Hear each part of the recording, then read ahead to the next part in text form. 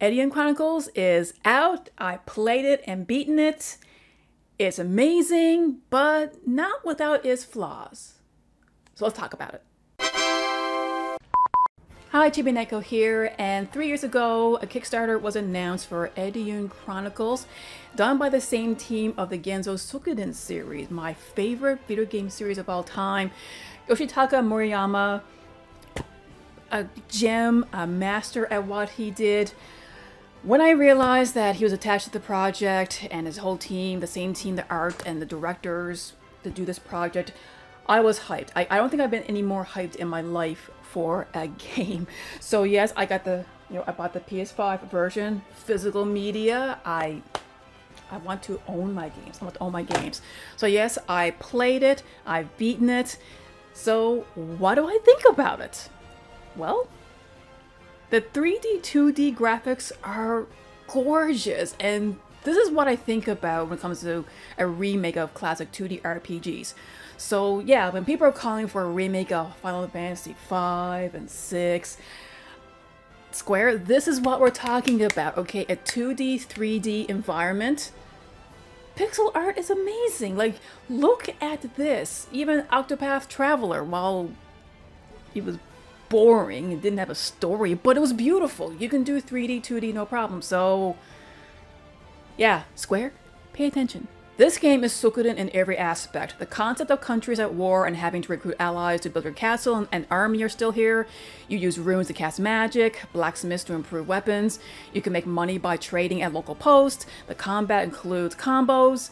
Well, they're called hero combos in this, but the combat really is the same thing. You have 6 characters in your party. You have a front row and a back row. What weapon you use depends on what row you should put them in. One great thing about Eiyuden Chronicles version of the combat is you can actually see the turn order at the top of the screen. And it doesn't stay that way. Depending on what you make your characters do can change the turn order. So if your character, say the main hero, was going to go first, but say if you were to make his command to use a magic spell or maybe a hero combo, he may not go first. He might go second or right after the enemy. So I really like that touch because it adds more to the strategy of combat. And of course, like Sukuden, the war system is different in each game. So yes, this has a war system, and it also has the one-on-one combat. So it's still a Rochambeau style of strategy, which is still fine because you really have to pay attention to what your enemy is saying so you know what the correct action to take. As I mentioned, like in Sukuden, your castle improves as the number of allies increases. But in Eiyuden Chronicles, you have control of what gets improved and when, and of course you have to collect materials to make these improvements, so not all of them can be done right away. And there's so much to do in your castle once you have it developed, so you can take a break from saving your country with all the optional minigames you have inside. Yeah, that's a nostalgic point right there. Optional minigames. Take note, Square. While the game does have 100 heroes in its subhead, there's actually 120 characters you can recruit to your cause. And of course, having all characters recruited by the endgame can change some scenarios and your ending, but heads up, when I beat the game, I did not have all of the characters. And in fact, I went to YouTube to look at playthroughs to do a comparison, what changes, and I'm not gonna lie, not having all the characters actually makes the game and themes more impactful, so yeah, there's that. Because of Sukuden, Eiyuden Chronicles felt like a nostalgia trip for me. I was in high school when the first 2 games came out. I'd be so excited to come home after class and continue to build my army and fight for freedom. With Eiyuden Chronicles, I felt like I was doing the same thing, running home from my shift at work to get cozy in my bathrobe to continue with this adventure. And all of this was on the heels of beating Final Fantasy VII Rebirth. I was actually more excited to play this game. Of course I have to mention the music by Michiko Naruke and Motoi Sakuraba of Wild Arms and Star Ocean fame. It did not disappoint. I love the battle themes and I found myself returning to some villages just to listen to its theme. The song Flags of Brave performed by Sarah Alian is by far one of the greatest video game themes I've ever heard. It does get played in pivotal moments of the game and it adds up to the hype of the situation. Which helps because the game's story, it did not quite meet my expectations as a Sukuden veteran. And yes, while I have been gushing about this game, which I still do, I mean, I love this game. It's near and dear to my heart, but there's still some critiques that I have to bring up, and I don't do so in glee, but they still need to be talked about, and I think it can leave room for improvement for future games. So when I mentioned the story in Eiyuden Chronicles, it's slow, at least in the beginning, but when things do pick up, it's not bad. It's nothing spectacular, but it's not bad either. It was good enough that I still really want to know what happened next in the plot. The primary reason I think it's like this in Eiyuden Chronicles is because of the rating. It's rated E for everyone.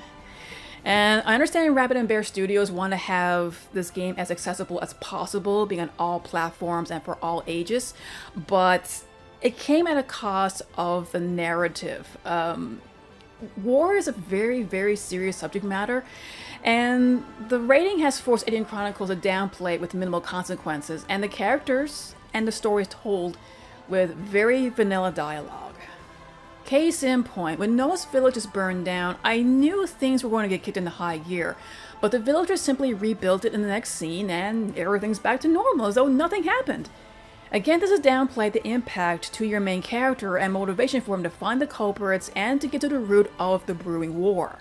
He's motivated. His anger can lead to mistakes, he learns from said mistakes, he gets support from his friends, he grows into a better leader. This would have been amazing, but it's rated E, so I guess we can't have that. A teen rating would have allowed for a more mature story and complex themes, so I hope the next game improves on this.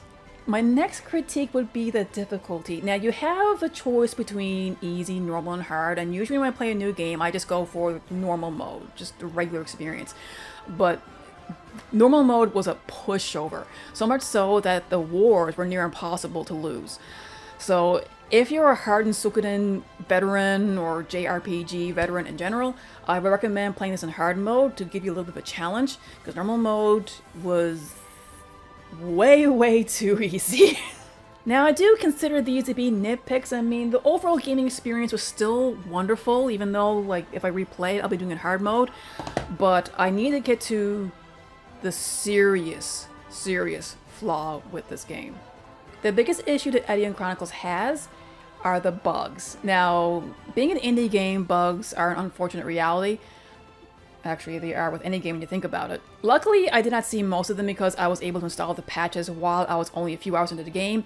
However, I did encounter the biggest bug close to the end of this game, and it's a serious one that at the time of recording this video, I don't think it's been repaired yet. Without giving too much away, on the eve of your final battle, Noah can't sleep, so you explore the castle and talk to other characters for morale. If you return to your room before talking to everyone, the castle goes back into normal daytime events and you are soft-locked out from the story progression. When I say this was a serious bug, I'm not kidding. I saved my game, I walked all over the castle, went outside the castle, talked to everybody, and when I realized I could not progress in the story, I was like, am I missing something? So I looked at the chapter of the point of the game I am online, and according to Reddit, a lot of users were having the same problem. Now, unfortunately, I did save unknowingly into this lock, but I was lucky to have an extra save file that was about an hour or two before I saved at this point. But after reading through the forums, unfortunately, a lot of gamers did not have that luxury and were in fact soft-locked from progressing in the story. I really hope the studio gets this bug fixed soon, because experiences like these can discourage people from playing indie games, because once you reach a certain point of the game, especially when it's close to the end, and you lose your progression, you may not have the desire to start all over again, especially a game of this length. That being said though, Eiyuden Chronicles is a game that I don't think I felt so hyped in a long time to play a game. And I can tell Yoshitaka Murayama put his soul into this project, and he delivered something that really resonated with classic JRPG fans, especially Suikoden fans. And while the execution of the story wasn't perfect, it still invoked strong emotions. It took me back to a time that I wasn't just playing a game. I was on an adventure with my comrades in arms. While I do still enjoy modern RPGs, many of us still yearn for the classic genre that allowed these new games to be powerhouses to begin with. And just because current gen consoles focus on 3D RPGs with action gameplay, it doesn't mean that the old JRPG has to die, and Murayama-san showed us that it does not need to. The Kickstarter raised $4.5 million and proved that games like this are indeed wanted. Murayama-san knew this all along and took the risk with his team. While it has its flaws, Eiyuden Chronicles is a game worth playing, and I am sure it will be the start of a classic JRPG series. The game was made with so much love and effort, I just wish Murayama-san could have seen the reception. The game itself may be called Eiyuden Chronicles, but it's Suikoden at its very core. And as Shakespeare said, a rose by any other name smells just as sweet. This is Chibi Neko, signing out.